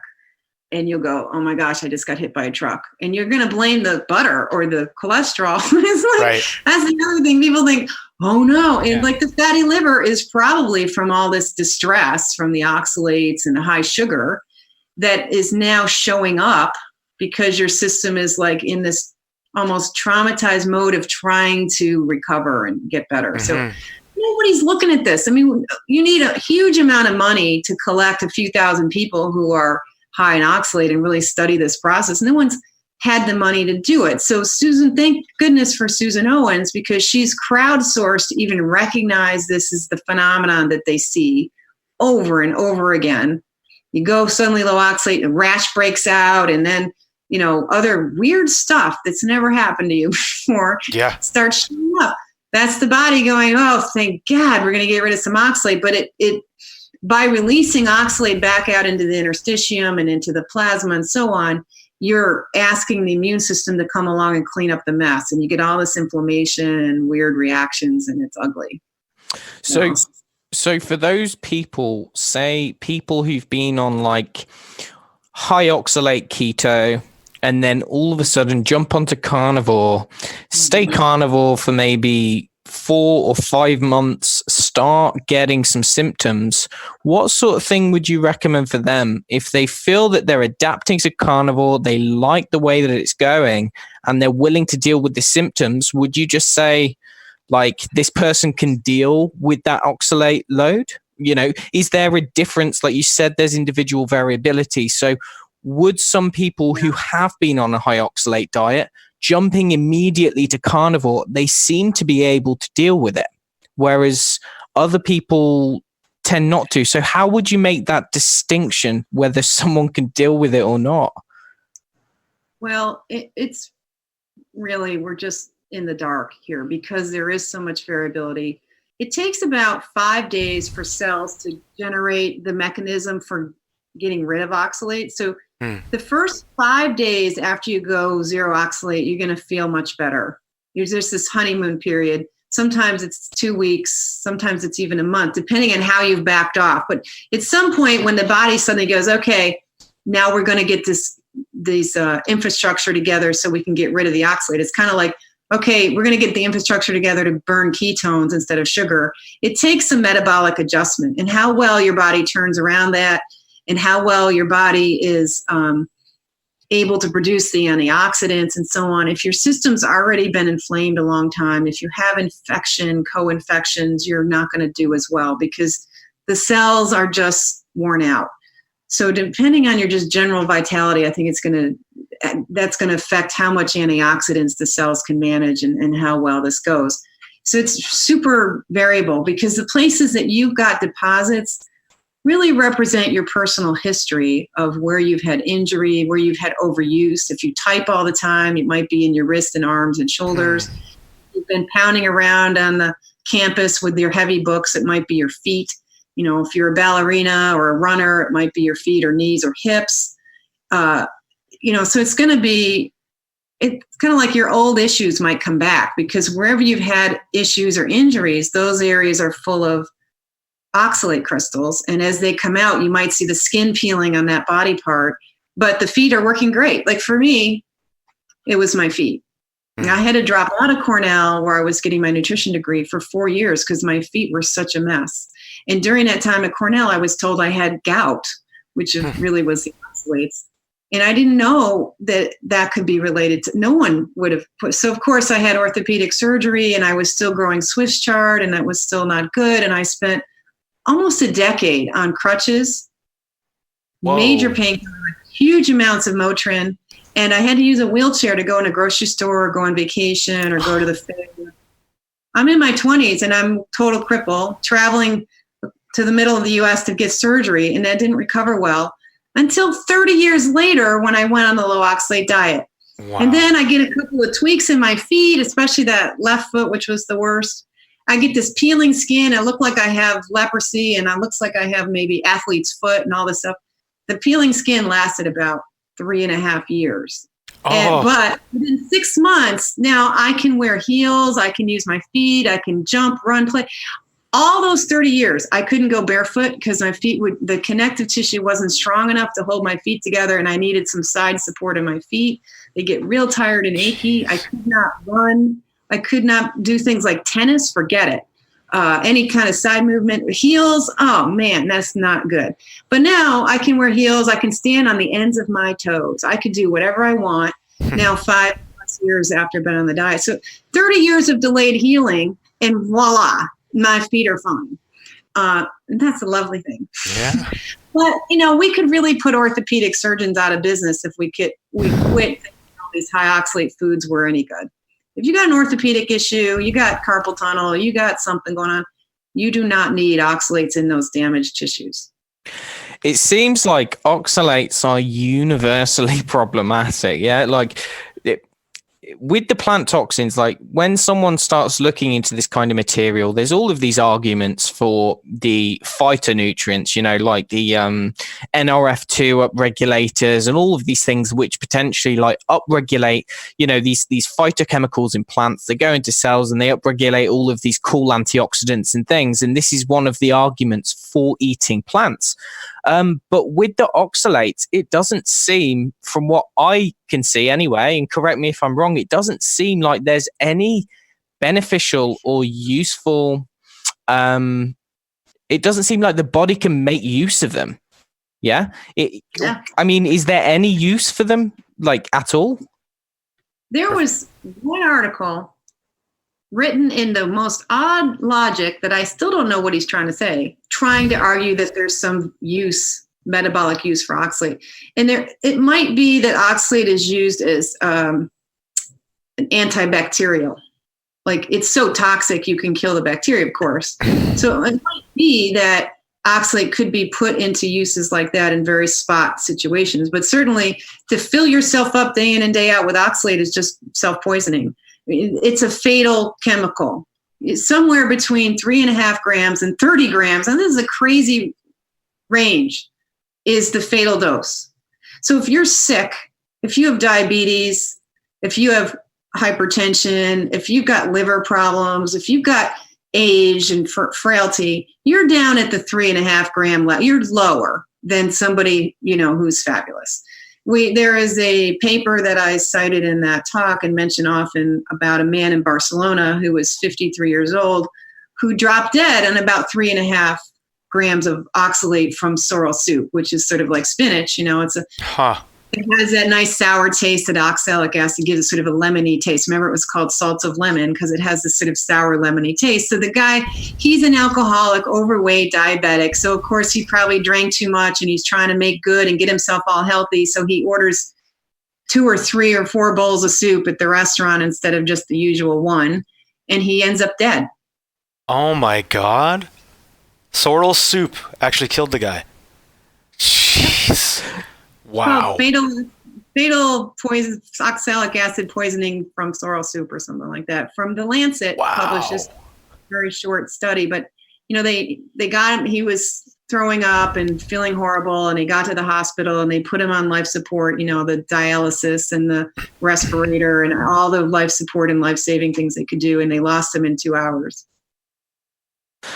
So he filled up with crystals. He probably was already filled up with crystals because probably, addicts will tend to like be out of control with their behavior because of malnutrition. I really believe that addiction is a reflection of the malnutrition of the brain. And so that malnutrition makes them unable, as much as they don't want to be an addict, they can't do anything about it. So they're stuck in this nightmare addiction, and they try to like make good by going for the good food. So they'll go for spinach smoothie or sorrel soup kind of remedy.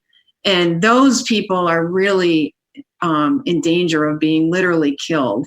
I'm really concerned about using spinach in nursing homes and, rehab centers and daycare centers of all kinds for babies and for adults who have dementia. Right. So would you say that there's any safe limit for the diet? Like what would you say is a lower limit? The expected normal intake is 100 to 200 milligrams a day. And if we literally stuck inside that range, we'd probably be okay. But it's really easy. I mean, your typical smoothie is pretty much close to a gram, 1,000 milligrams, depending on how much almond butter you've added and peanut butter and his extras. But 3 cups of spinach is over 900 milligrams of oxalate. So just add a little almond milk and a little almond butter, and there you go. You've got a gram of oxalate. That's, what is that? 5 to 10 times the range that you should get all day long. Yeah. Right. So that means if you were to stay, say, 200 a day, then you get 60 per meal, 60 milligrams per meal. That's about 12 baby spinach leaves. Huh.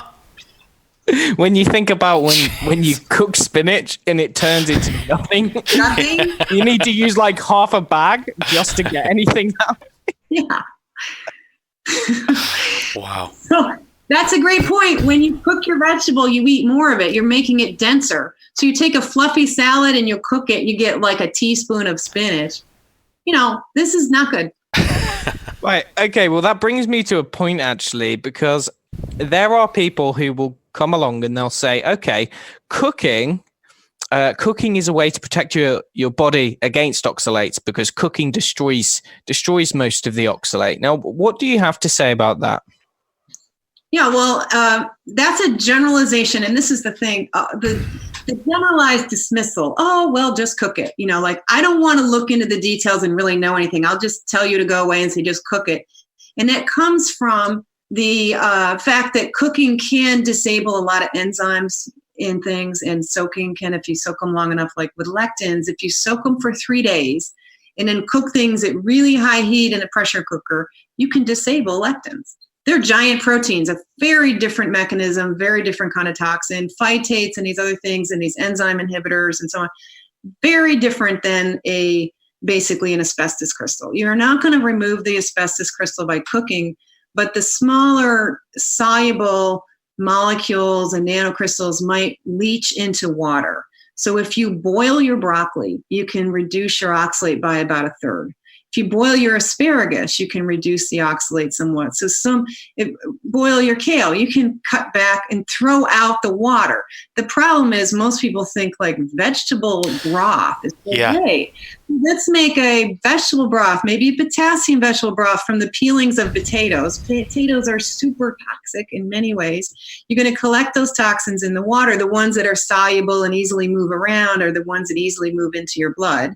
Yeah. So if you collect those cooking liquors and eat them, you're just getting the best of the oxalate out of it. But if you clean your vegetables, like do boil your broccoli, do boil your asparagus, and you can have a more full portion of them and enjoy them with complete peace of mind. You don't need to be afraid of food. You just need to be better educated. You haven't been taught.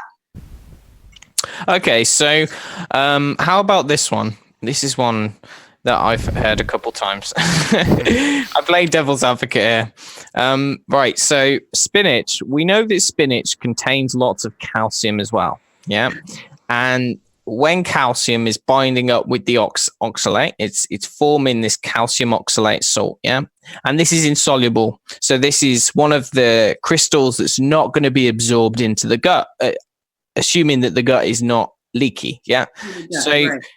So what happens when you eat spinach? Is the calcium not protective against the oxalate? Well, actually, there's several layers of issues going on with that idea. Number one, in spinach, you've got at least 70%, 72, 73%, some huge amount of the oxalate in spinach is in the soluble form. Okay. So whatever calcium is there, it's not enough to really sop all of that up. So there's not enough calcium to make up for that. But what is so about that is that zero of the calcium in the spinach is doing you any good whatsoever, because it is going to get bound with oxalate. And once calcium has attached itself to an oxalate or oxalic acid and calcium together, that's a bond that's not coming apart anytime soon. So you've actually converted a perfectly nice mineral nutrient into an evil toxin. So yeah, there's calcium there, but it's only going to be this toxic form of it. And none of the nutrition tables do any corrections for this. So the nutrition table will tell anybody who looks at it that there's calcium in this food, even though we have known for 90 years that there is no nutritionally available calcium in spinach. It's still in the tables as if it's there. Why? It should just say zero, because we don't bother with bioavailability nutrition. Here it is, almost 2020, and we still aren't caring about bioavailability whatsoever in our data tables about nutrients in food. So we can willy-nilly just fantasize that the nutrients that you can measure in a lab have anything to do whatsoever with whether your body can get a hold of it and make use of it. Plant nutrients are very hard to extract from the fiber and from those chemical forms and convert to something you can use in the body. But the nutrition world is content to just ignore the fact they already know this, but they're not actually using it to think well about how do you deliver nutrients to a person. It isn't with spinach, I can tell you that. There's almost nothing in spinach that's going to really do you any good that you can get to. Right. That makes sense. Is that enough of an answer? I mean, we can. Oh, indeed. No, yeah, indeed. That's one of my pet peeves about all the nutritional information on foods out there, is that they don't. It's not about bioavailability at all. It's just about, how much of a given mineral is actually in there, but it's not how much your body can actually use, and that's never taken into account at all. And that's really embarrassing. I mean, to me, that tells you that the state of nutrition and public health is kind of miserable. Absolutely. I'm from this profession. I am embarrassed for us that we're so out to lunch. This is not right. Yeah. Forgive you can see I'm quite passionate about this. Understandably. My entire biography has been screwed up by oxalate since I was 12. I've had arthritis and aches and pains. My academic and professional career have all been dogged by me being sick by trying to be healthy. And I don't wish that for anybody. Yeah. I've got another one for you, Sally. All right. Hang on, Ben, give me my Wonder Woman bracelets. Yeah. Ching, ching. Right, okay. So there's a lab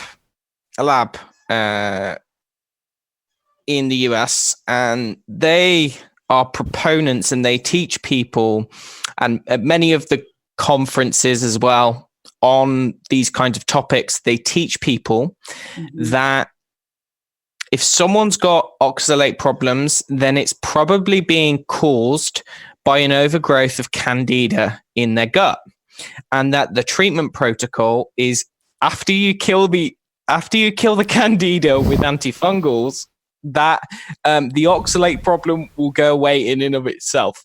Okay. And I'd like to know what your thoughts are on that. Is that true? Does killing yeast resolve the oxalate issues? We're having quite a good time because we have covered enough today that you can see already that this constant bombardment and flushing your system with spinach smoothies and high oxalate, chia seeds and all of that is just fundamentally a disaster. And one of the things that does for you is it creates a terrain where the pH is messed up, and a lot of things are messed up in your terrain. So when you're high in oxalate, it's easier for candida and things to grow. So you tend to see them together. Also, tissues that are in infectious state tend to get caught up with the oxalates, get stuck in those inflamed tissues. So you can see how you might associate the two, because when you start to dump oxalate, you will start seeing these sort of like flare-ups in vaginal yeast or things like this. And that's because the terrain is changing and allowing the yeast that would naturally be there to overpopulate. Because in many of these, this dysbiosis is really about things that should be in small quantities suddenly getting a leg up, and the environment allows them to overgrow. And it's the oxalate environment that allows them to overgrow. And they're not the basis of the infection.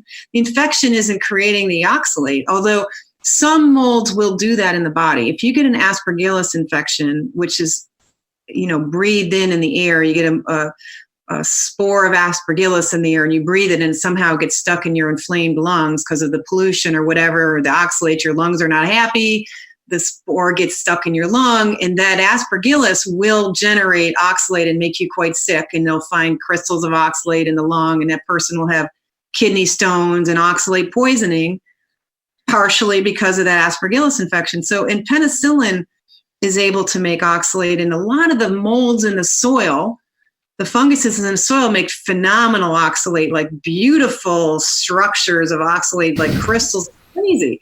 And that's part of managing the calcium in the soil, which is really nice for plants because plants don't like high calcium soil, so they'll grow well in soils full of these mycorrhizae that make a lot of these crystals, because then it kind of moves the calcium out of the bioavailability. Once it's locked up with oxalates, it's not very bioavailable. So the molds, the fungal rhizae in the soil really help plants.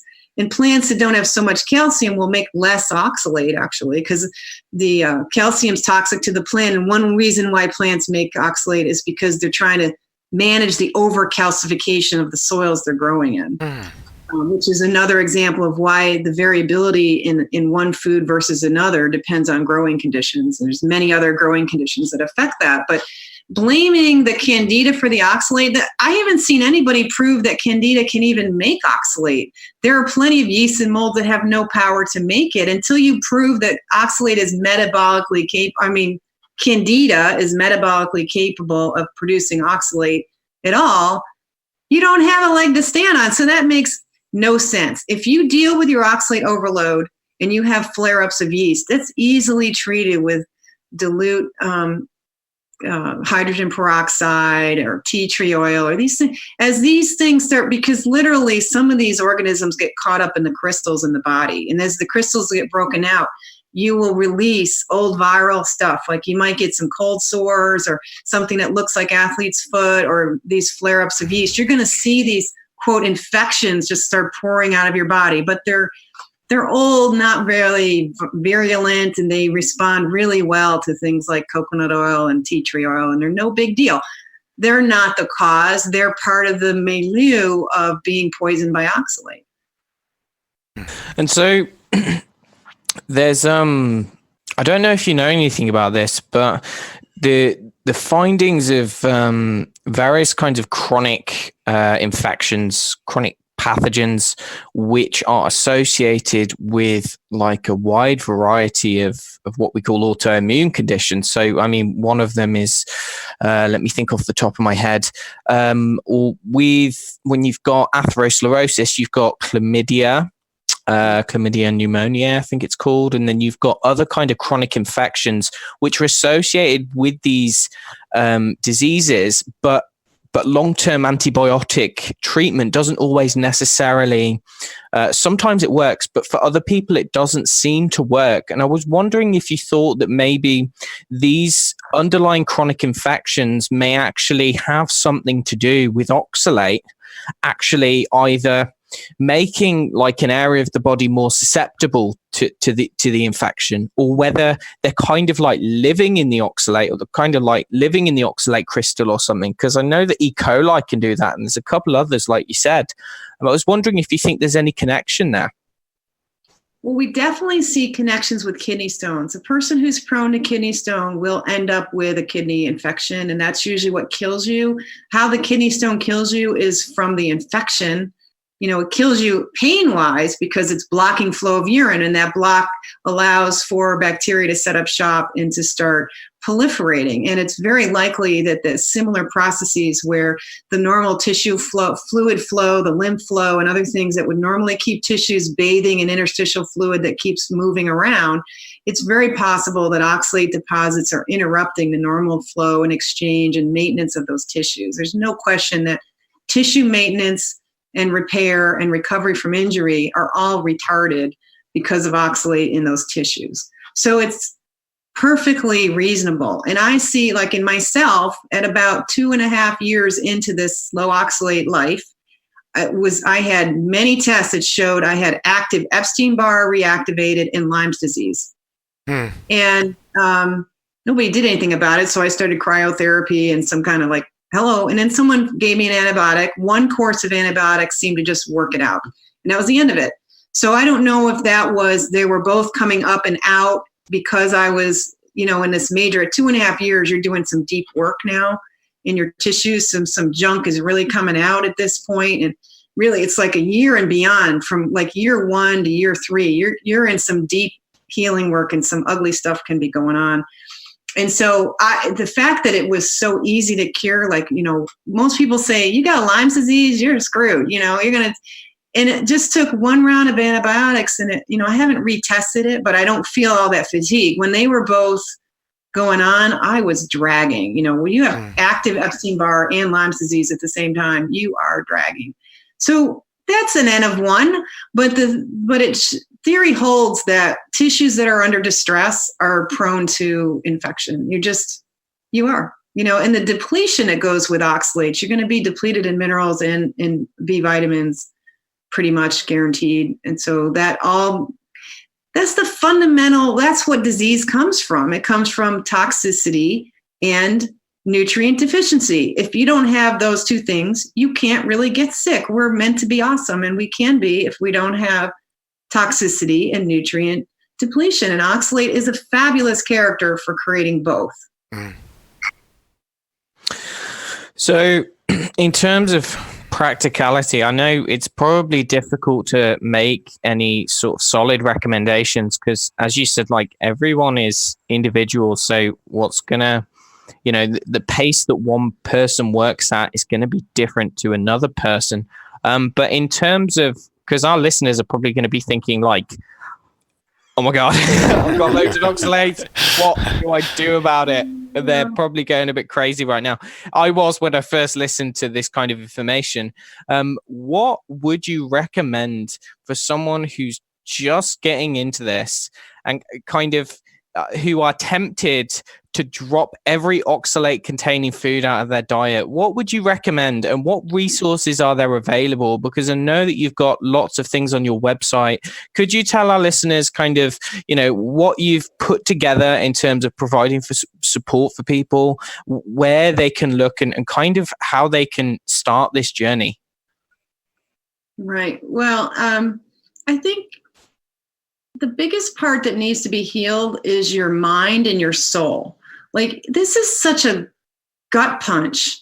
The here you've tried to be healthy and you're doing your chia seeds and your chia pudding and your that and you think almonds are so great because you can carry them around all day, and it's so difficult emotionally, and so it's just important for you to tap in, know people like me and be reinforced and see if you can get people in your life to learn about it too, so that when you start changing how you eat, that you don't get all this blowback, because the last thing you need is everybody fighting you on it. So if you can't get your household to be willing to learn a little bit about this and be supportive, then you really need support, and you need to call somebody like me who knows stuff and can validate what you're going through.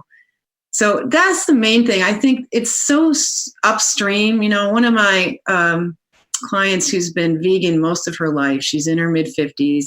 She went raw vegan and she's completely falling apart and emaciated and really battling the whole inner demon of everything that she's bought into and believed in and taught to others. And she now talks about how, she's a salmon swimming upstream from her own stuff. And now she understands that we're meant to be hunters and all that. It's really hard. So I think most importantly, nurture your soul. Make sure you've got things in your life that nurture you as a person. Don't neglect your own humanity.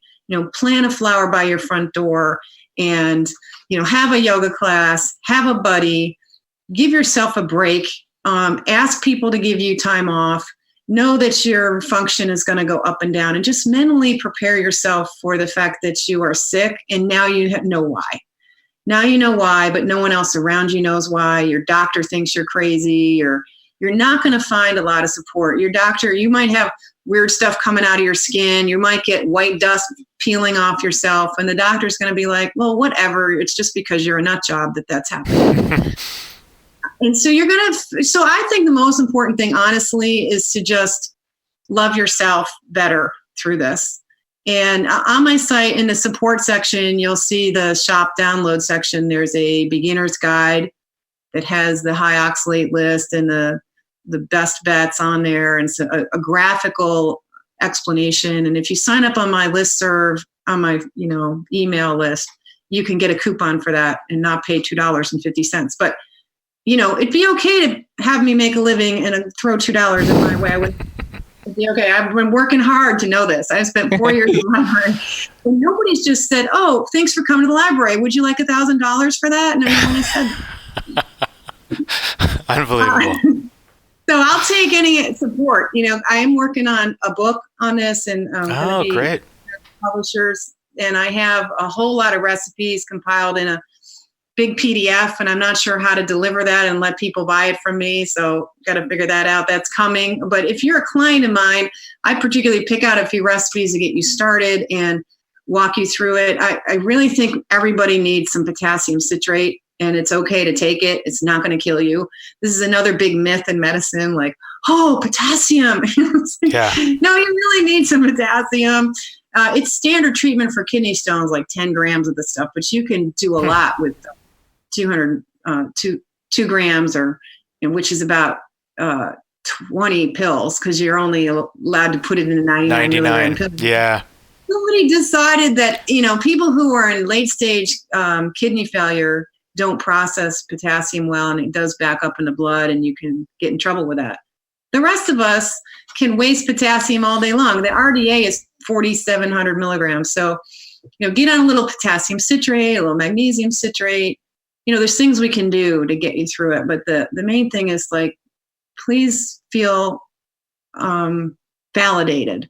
And it's not your fault. Don't blame yourself for following this advice and going vegan and going nut crazy and doing all these bombs with chocolate bits in it and thinking that chocolate was going to allow you to survive keto.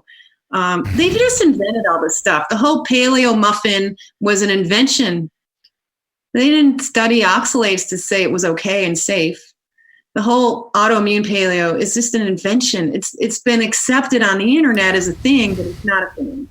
You keep getting tricked. Go ahead.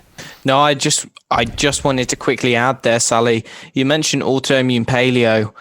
That is insanely high on oxalates. Oh, I've really? got several people who've come to me, autoimmune paleo, having green smoothies, sweet potato with every single meal, beetroot juices, This is what you're meant to be on when you've got an autoimmune condition. Oxalate is probably the biggest generator of autoimmune conditions of anything past vaccines. Oxalate is constantly irritating the innate immune system and triggering the inflammasome and putting you in these loops. All of us with oxalate problems feel like we've got like 6 autoimmune conditions, none of which have been diagnosed because it's all vague and nebulous. But there's this chronic inflammation going on. And now a lot of us are like hyperallergic to the whole plant kingdom by now. Like, this has been irritating our immune system so much, the immune system just can't figure out what it's supposed to be battling, because the oxalate is constantly causing cells to call in the immune system for help. And high oxalate diet is the best way to feel like an immune nightmare. And so, this autoimmune paleo, but somebody is good marketing and they're making good money, and I bless you for trying to help people, but you didn't quite do enough research. And that's because Nobody in the medical literature, nobody in the toxicology department, nobody in the dietitian world and in public health and in medicine has warned anybody about the fact that you can get too much oxalate through diet and get yourself into some serious health places you do not want to be. That's nobody's fault. It's not anybody's fault that medicine chose to ignore this. Human beings have cultural ways of doing everything, and we just decided oxalates weren't a thing, and we are not right about that. And so I'm just hoping that those people who really are sick of feeling sick can find this information and turn it around, because you can. This is a totally avoidable problem. You can get into really disabling health problems, and it was avoidable to begin with. How much it's reversible depends on a lot of things: catching it soon, doing it well, sticking with it, and living long enough. You need that 5 to 10 years to really find the awesome sweet spot. So I'm doing my best to help everybody. I want to get this book out. I want to get a cookbook out. I've got materials. I'm consulting with people who really need to be handheld through the process, understandably so.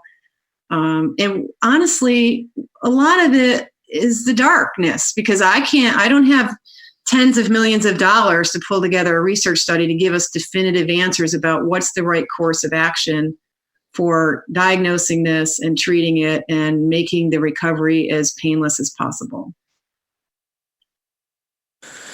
Yeah. It's sad because it's kind of like you're shooting in the dark, so to speak. Yeah. The Trying Low-Oxalates group is also a good resource, isn't it? Because there are people on there who have, been doing it for a very long time.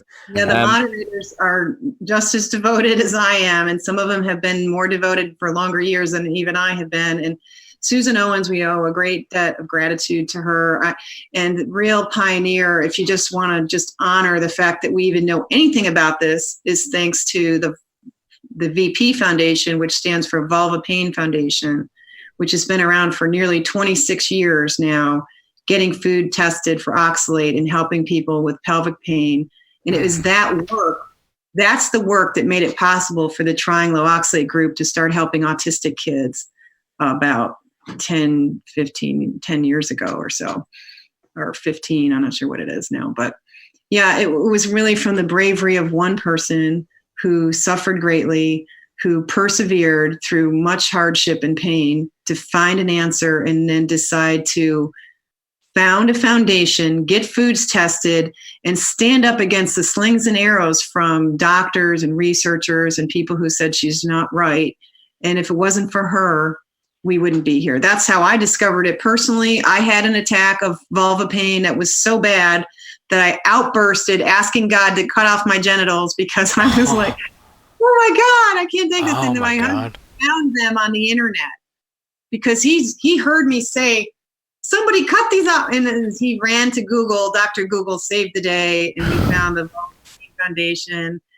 And it took me, that was in 2009. It took me to 2013 to actually get it. So I tried the diet as best I could on that information in 2009 and 10, and I just didn't see it. And I was back on the sweet potatoes by a few years. And then the kiwis finally taught me, in combination with yoga class, I could finally see it in my own body. So once you know a little bit about how much oxalate you're eating, you just know something about the foods and which ones are the high ones. Eventually, you'll see it in your body if you keep aware of, oh, now I'm eating high oxalate foods for the last 2 weeks and I feel like crap, or my arthritis is back, or whatever. You'll start to see it yourself eventually. But there's a lot we just have no,